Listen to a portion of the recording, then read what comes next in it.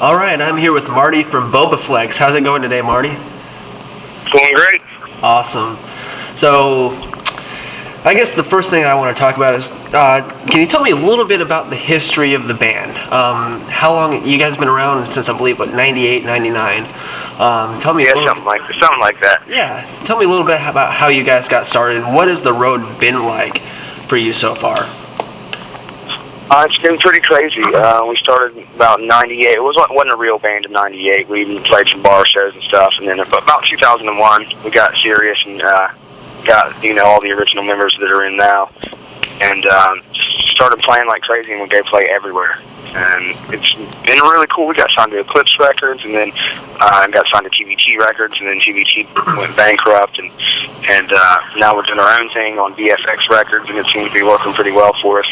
Okay. It's been a crazy road. I mean, we've toured with everybody and just went and toured as hard as we could go. Awesome. That's how we made our thing happen. Awesome.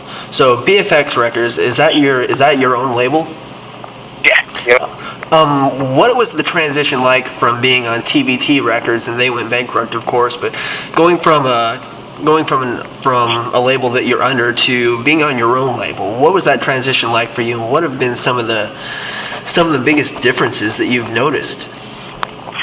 Well, the biggest difference is that us doing it on our own, we really care about our band a lot. So everything's Bobaflex 110%. TVT was great. I mean, there's some really cool things that happened on TVT Records. It was an unfortunate time for the record industry, and still is.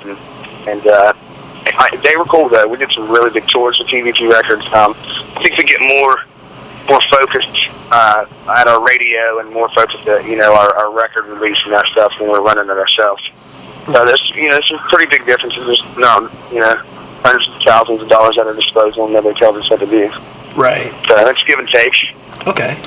So let's look back on 2011. We're getting towards the end of the year now, pretty close, and it's been a pretty good year for you guys, pretty big one. You guys released your first album since 2007, Hell Is In My Heart, and I'm assuming you guys have been touring in support of that album. Absolutely. Tell me a little bit about the year you guys have had.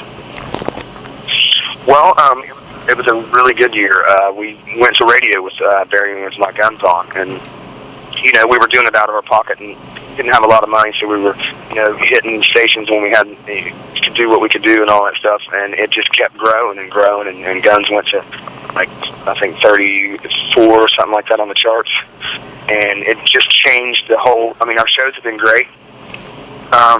There'd be a couple hundred kids there, and then once the radio campaign went off, then now the clubs are packed and stuff. So it's a huge impact for us with that song on radio. And we kind of learned the ropes and met a lot of stations and kind of figured out, what we needed to do with the label to take the band to the next level as far as going to radio and online kind of things. And so it's been a really cool year. Things have taken off really fast. Awesome. Tell me a little bit about Hell Is In My Heart. Like we said earlier, it's your first full length since Tales from Dirttown in 2007. Yes. Can you talk a little bit about the album itself? Yeah, absolutely. It's all true stories. We were going through dark times with TVT Records when they went bankrupt. Nobody knows.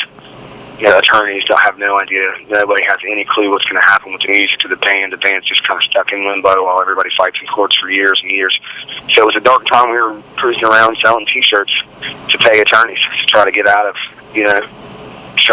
this TVT thing. We would just show up at the town and with new T-shirts, and our fans would buy them. We didn't have any new music, but our crowds kept getting bigger. So I was like, okay, we got to keep through this and get through this thing. And once we got free from TVT Records, that Hell in My Heart's pretty much about that from the beginning to the end. What it was like to be just not even be able to sell your music, or we were bankrupt. It's crazy. Wow. It was insane times. Wow. So it's a really personal record for you guys then. Absolutely. So, tell me a little bit about Bury Me With My Guns On, and then can you also talk about just what it's like as an artist to really put out an album that just pretty much just has your heart on it, and just really it's just all about just what's going on at the time? Bury Me With My Guns On, I had a friend that was in the military, and went over to Afghanistan and Iraq and all that stuff, and had some pretty foul stuff happen to him.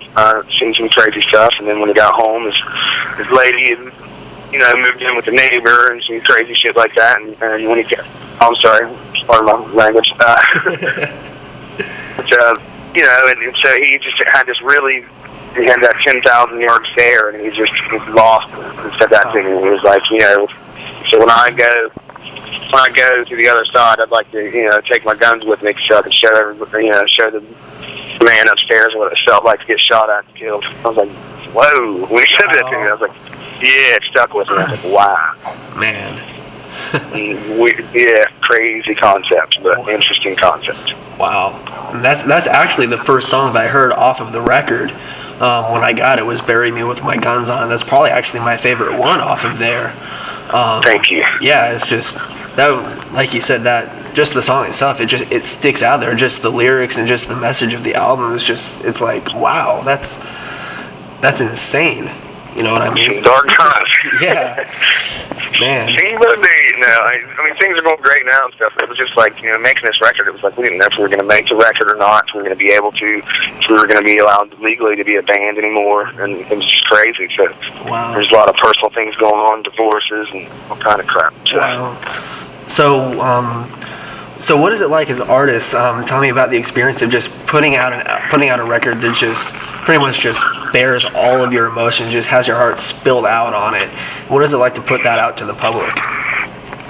Awesome. The public connects with it a lot better. Like, it's just something really cool.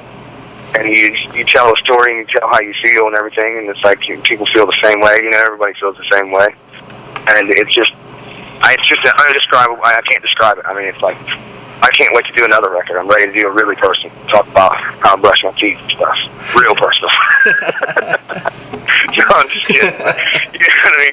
It just feels better, and the lyrics kind of flow out of you, and the music kind of flows out of you, and it all hangs out and over the crowd, and you can just see them all feeling the same thing, and it's just really a wild experience. Spiritual as hell. Right. Wow, man. So I think the other song that I really like is, I think it's called "The Last Song." I listened to that song and I was like, that's kind of cool. It kind of made me laugh a little bit almost. Yeah. I mean, it's kind of tongue in cheek. But the message is really serious. Yeah. It's like that really sums up what was going on with us during the whole, bankruptcy thing. It's like we got to write killer record and we got to pull ourselves out of this and that song was just kind of how we felt we were treated by the industry at that time, and right. It's just kind of brutally honest. Right. I mean, it's just like you said, it's honest, and it's just kind of ironic too. So yeah. So what's next? What's going on for as we enter the next year? What's going on for 2012? We're doing a coast-to-coast tour with our good friends Royal Bliss, amazing band out of Salt Lake City, Utah. Great band. And we're going to go coast to coast, hit their markets and our big markets, and stretch it out for 2 months and play big rock shows. And after that, we're looking to jump on a tour. Nice. Awesome. Looking to not headline. It'd be nice to get an opening spot on somebody else's tour for once. We've been headlining for years, and I want to open up. Just kind of take a little bit of load off, take a little break from headlining and stuff for a little bit. Yeah. Just be awesome. Just to be the guy, that didn't get to eat catering or anything. We just had to come in and play 45 minutes. People didn't know who we were. It'd be great. Wow, man. Well, hey, man, I really want to thank you for taking time to talk to me. It's been absolutely amazing, and I definitely respect what you guys do, and it's amazing to know that you guys are still going after everything you guys have been through. And it's getting, like I said, if it had fell off the face of the earth, I'd have been like, let's go get a job at Lowe's. But it just kept getting bigger and kept getting bigger, and I was like, so the people kept showing up, and there was new faces, and us keeping our downloads, smartest thing that we ever did. We turned down some record labels and stuff. We're like, no, we're not giving everything that we got to you. It's crazy. Right. Because we've just been through a bankruptcy, and seeing the way that the industry was going, it's like, we were terrified to sign to another label that would possibly go bankrupt. Wow. Well, man. We're like, forget that. And we kept all our downloads, and we negotiate on our downloads, and it was the smartest thing that we ever did. Huh. Well, man, you guys are definitely blessed, and you guys are definitely persevered through a lot of stuff, and I definitely respect you guys. for everything that you guys. I'm in West Virginia. There's a train rocking right by. I'm in Iowa. I know how you feel. Right. Well, thank you so much, man. I appreciate you taking the time out and taking the interest in it. Absolutely. I want to thank you for taking time to talk to me. I definitely appreciate it. It's been amazing. So I hope. Anytime.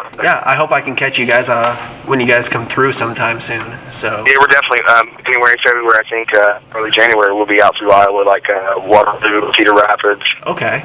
Awesome. Okay. Yeah, I'm going into La Crosse, Wisconsin. I mean, we'll be out there for sure. Okay. Yeah. Burlington. There's a Burlington, Iowa. There. Oh, you guys are going to be in the Burlington show. Yeah. Oh, okay. Yeah, they've been publicizing that event like crazy out here. Royal Bush is a great band. You see that band? Yeah, I've heard a couple of their songs. I don't know a whole lot of their stuff, but I've heard a few of them, and I like what I've heard. So. Yeah, they're great. Yeah. Well, hey, maybe I'll catch you guys at that show or something. So. All right, boss. That'd be great, man. Hang out and gin. It'd be a blast. Yeah, that would be awesome, man. I really appreciate it. All right, I'll talk to you soon. All right, man. See you. Later. See you.